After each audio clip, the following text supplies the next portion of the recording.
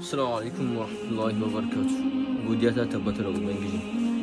Yayin da mata suke baza capacity wurin biki ko wurin taro da dama, ke kuma kina nan kin shiga cikin damuwa, kin yi tagumi wuri guda, kina jin tsoron shiga cikinsu saboda karnin nono.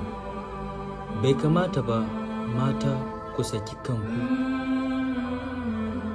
a kula da tsafta don tana cikin abun da ke ƙara ma ɗan adam daraja a idon mutane. Me na shiga damuwa bancin Allah ya kawo muku sauki? Kina karnin nono yana zubo miki, kina sa ragga, bai kamata ba. Ga sauki na wannan shi ake kira da Coussinets da latima, makariyar zuban nono.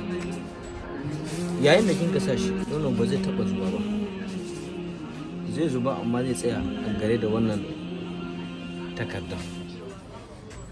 Don haka ko ke ma za ki kasance cikin masu capacity iznillah. Wassalamu alaikum warahmatullahi wabarakatuh. Kumanta muna nan karce bukoki IPSP Fast Station Babati. El Habib, ka ba da kaɗan a baka da yawa, sai kun zo.